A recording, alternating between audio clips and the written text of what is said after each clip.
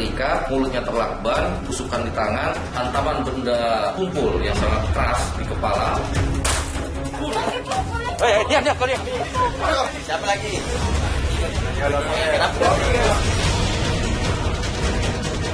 Faktor kejiwaan yang ada pada orang diduga punya kelainan mengenai pelaku seksual itu biasanya beringas.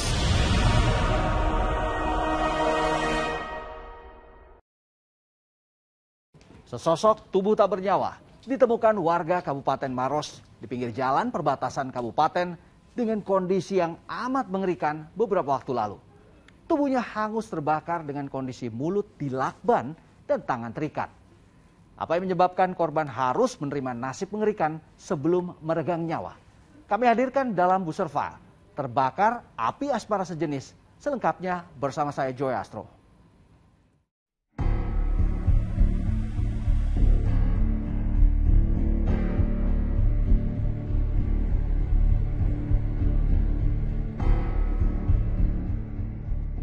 Desa Padelo, Kecamatan Malawa, Kabupaten Maros, Juni 2021. Terjadi sesuatu yang menggemparkan. Sosok mayat berjenis kelamin laki-laki ditemukan hangus terbakar di pinggir jalan poros perbatasan antara Kabupaten Maros dengan Kabupaten Bone, Sulawesi Selatan. Polisi bergegas ke lokasi tempat korban ditemukan. Tubuh kaku ini sudah sangat sulit dikenali. Dari temuan beberapa jejak kaki di TKP, sesuatu mengerikan yang menimpa korban seperti yang melibatkan sejumlah orang. Sekitar subuh tadi saya lihat setengah 6. Banyak orang toh? Iya. Saya langsung lari ke kantor bawah melapor. Saya kira cuma sampah kebakaran. Ternyata mayat di situ. Mayat dia. Ya semuanya hangus. Jenis kelaminnya ini laki-laki. Usia diperkirakan kurang lebih 17 tahun. Tingginya 90 cm. Ya. Kalau untuk luka bakarnya 100% dengan tangan terikat, mulut terlakban. Dugaan dibunuh dulu sebelum dibakar. Tim Inafis Polres Maros dibantu tim Laboratorium Forensik dan Biodokes Polda Sulsel menggelar olah TKP secara detail untuk mengungkap kejadian tragis ini. Dari hasil pemeriksaan, polisi mengantongi beberapa fakta. Di antaranya, korban berusia sekitar 17 tahun dengan tinggi badan sekitar 160 cm, mengenakan baju biru dan yang memilukan mengalami luka bakar 100%.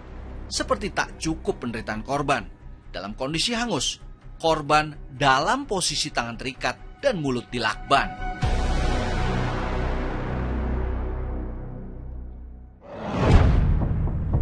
Dari hasil otopsi terhadap jasad yang hangus terbakar, korban mengalami tindakan kekerasan dengan benda tumpul dan benda tajam pada organ vitalnya hingga berujung pembakaran. Luka bakar yang dialami itu kan luka bakar 100%, hampir seluruh tubuh terbakar. Namun kami juga mendapatkan beberapa petunjuk yang mengarah ke adanya tindakan kekerasan seperti ini. Mungkin 2-3 hari sebelum ditemukan itu sudah terjadi proses pembusukan dan luka bakar. Misteri kematian jasad hangus terbakar itu pun pelan-pelan menunjukkan titik terang. Sketsa wajah saat otopsi bisa membantu mengungkap identitas korban. Diduga kuat, sebelum dibakar ini, korban mengalami penganiayaan. Tangannya terikat, mulutnya terlakban, kemudian ada tanda-tanda kekerasan, tusukan di tangan, hantaman benda tumpul yang sangat keras di kepala, dibakar oleh si pelaku untuk mungkin menghilangkan jejak. Bagi semua warga masyarakat, apabila yang menemukan, yang merasa kehilangan sanak saudara atau teman, tolong bisa disampaikan ke Satreskrim Polres Maros. Polisi pun membuat himbauan khususnya kepada warga Kabupaten Bone untuk melapor jika merasa ada anggota keluarganya yang hilang dengan ciri-ciri yang tertera pada sketsa wajah.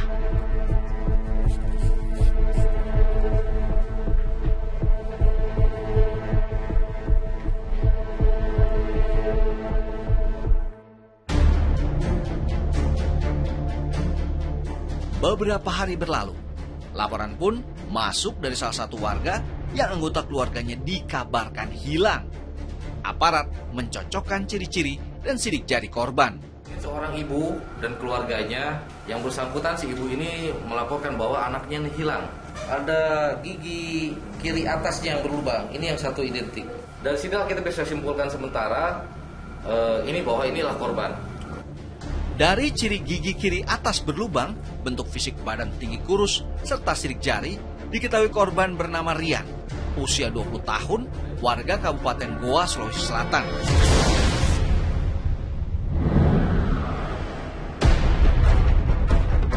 Pergian Rian secara mendadak dengan cara yang mengenaskan membuat keluarga sangat berduka.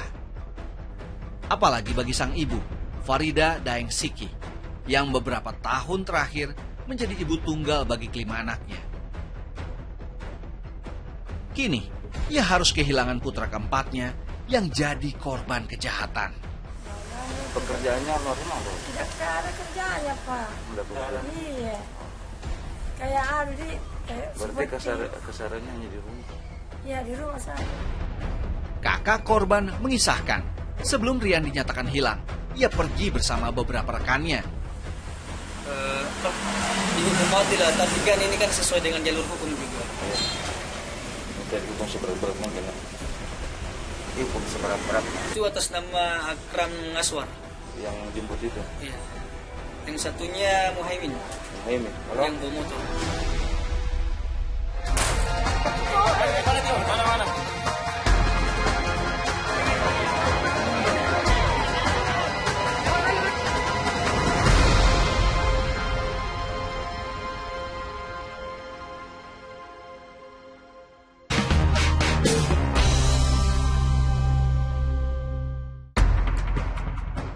Fakta, barang bukti maupun kesaksian yang didapat polisi cukup untuk meringkus orang yang bertanggung jawab atas kematian Rian.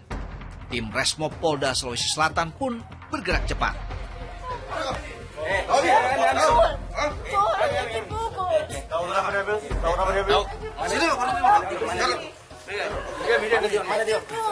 Polisi menyasar rumah seseorang yang diduga sebagai salah satu kelompok yang mengeksekusi Rian hingga tewas. Mana dia? Mana? Ada lapangan. Kamera lari. Apa? Diam. Mana apa kok? Mana dia?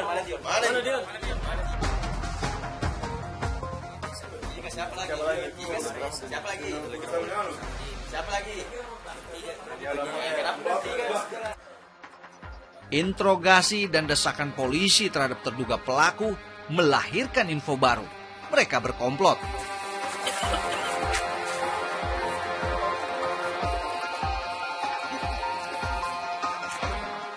Lokasi kawanan lainnya didapat. Polisi melaju ke sebuah hotel di kota Makassar.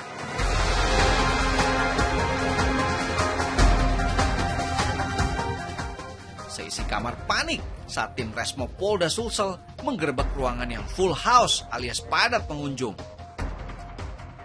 Yang mengagetkan, gerebekan ini justru menghasilkan temuan kriminal baru. Diduga mereka baru saja beres berpesta narkoba jenis sabu. Karena polisi memergoki adanya beberapa bekas alat hisap. Upaya sembunyi sia-sia, karena salah satu dari mereka yang coba ngumpet ketahuan dan langsung digeledah sekujur tubuhnya.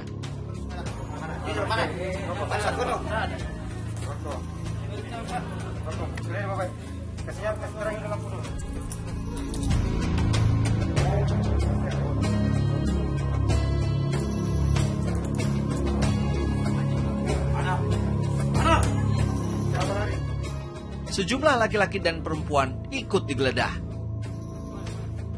Salah satu dari mereka yang diduga sebagai dalang pembunuhan Rian menunjukkan kamar lain yang diduga sebagai tempat eksekusi korban. Si terduga pelaku mengaku korban dalam kondisi tak sadarkan diri saat itu. Tapi belum mati di sini. Di sini aneh Pak, dia mau pingsan. Kayak mau pingsan. Iya. Gimana kau kasih kardus? Ya, Kau kasih lewat mana itu kardus turun? diangkat bisa kami Pak, baru dikasih lagi naik mobil. Berapa orang? Di mana mobil? Iya.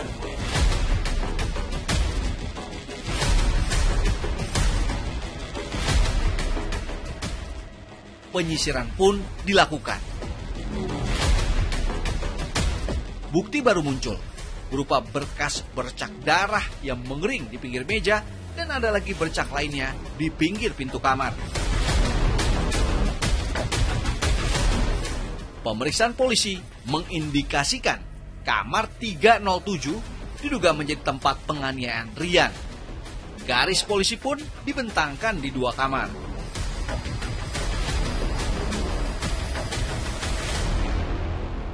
Semua yang ada di ruangan pun dibawa ke Mapolda Sulsel untuk interogasi lebih lanjut.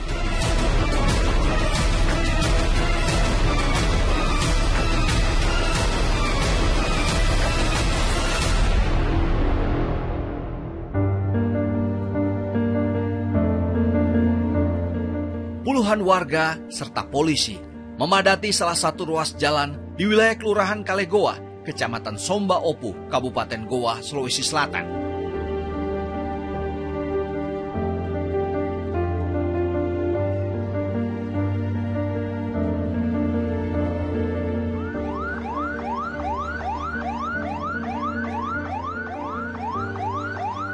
Jenazah Rian tiba dari Rumah Sakit Bayangkara Makassar. Tangis duka tak terbendung.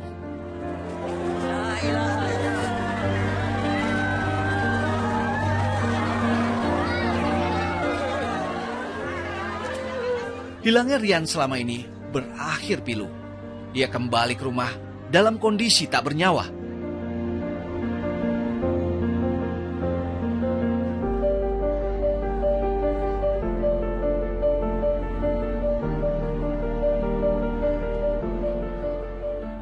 Keluarga, sahabat, tetangga melepas kepergian Rian dengan mensolatkan jenazahnya.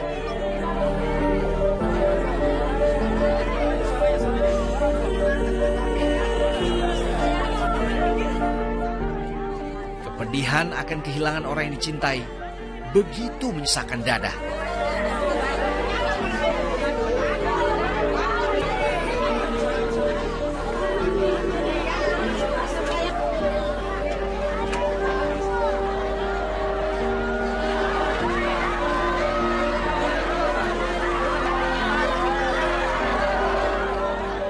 Ratusan warga mengantar jenazah Rian ke peristirahatan terakhirnya, pemakaman keluarga Sero Tombolopoa.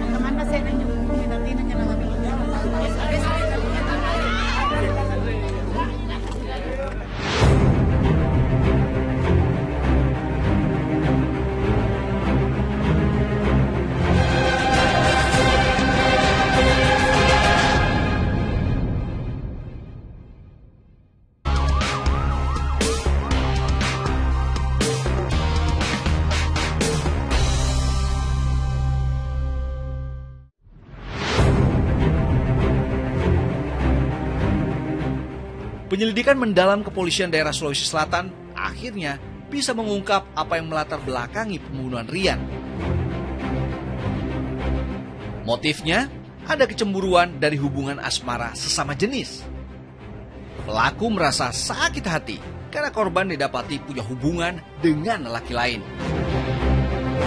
Kasus ini sendiri melibatkan cukup banyak orang yang berkontribusi dalam menghilangkan nyawa Rian. Polisi mengamankan 8 pelaku pria dan 1 pelaku wanita, sementara 1 orang lainnya, pria berinisial D, masih dinyatakan buron.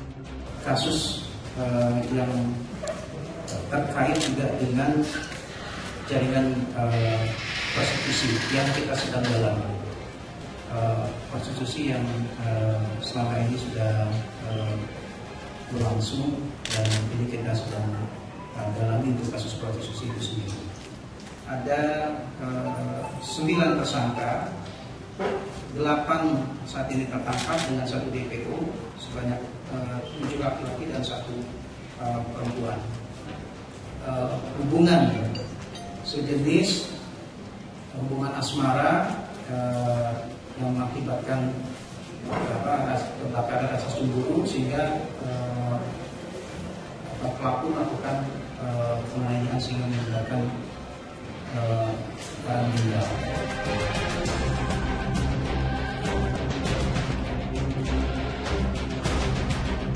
Akibat kekejian mereka, pidana penjara seumur hidup atau paling lama 20 tahun penjara telah menanti.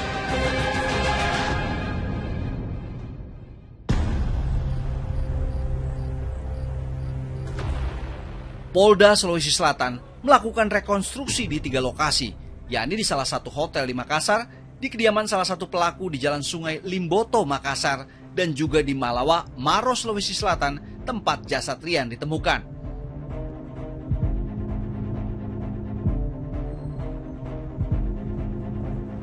Sembilan pelaku hadir.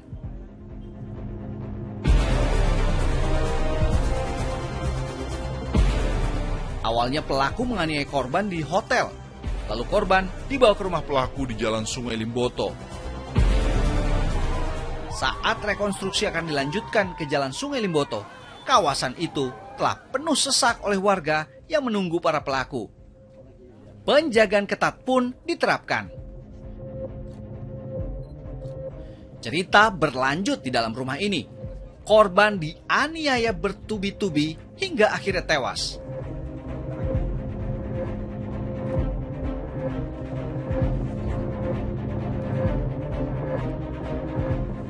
Tahu korban tak bernafas lagi, membuat pelaku sempat panik.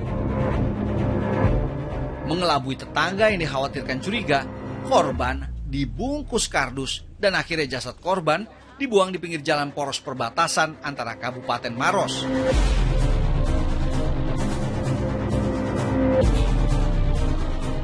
Warga sempat meneriaki dan mengecam perbuatan para pelaku yang tidak manusiawi itu. Itu memang kita kenal itu, Bu, pelakunya? Tidak ditahu, bukan anak sini. Oh, bukan anak sini. Dan satu yang perempuan.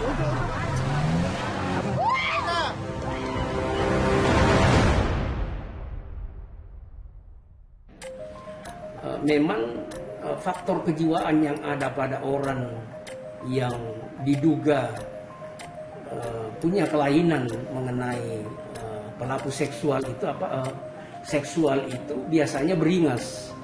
Itu sebenarnya harus hati-hati karena mereka itu nekat dan sadis ya. Tidak sampai hanya menghabisi orang, tapi dia sadis itu ya. Sadis bisa dengan cincang, bisa dengan kekerasan yang berlebihan, bisa dengan mutilasi, bisa dengan membakar seperti ini. Jangan justru menjadi kelainan jiwa itu menjadi alasan menghilangkan penghukuman. Enggak. Justru menurut saya memberatkan. Itu dari segi psikolog dan kelainan seksual. Tapi begitu dia kecewa, beringas itu, sadis. Pasal yang paling bisa diterapkan adalah pasal 340 KUHP, pembunuhan berencana bagi pelaku utama, termasuk pelaku-pelaku turut serta yang lain dengan menggunakan pasal rentetan yaitu pasal 55 KUHP. Jadi hukuman minimal 15-20 tahun, maksimal itu seumur hidup dan hukuman mati. Cinta ataupun cemburu bisa berakibat fatal jika tidak dilandasi pikiran yang jernih, akal sehat, maupun pendidikan agama yang mendalam. Kasus ini menjadi pelajaran kita bersama bahwa sepandai-pandainya kita menyembunyikan kejahatan, akhirnya akan terendus juga. Dan saudara, demikian Buser File kami akhiri. Saya Joy Astro, salam SCTV.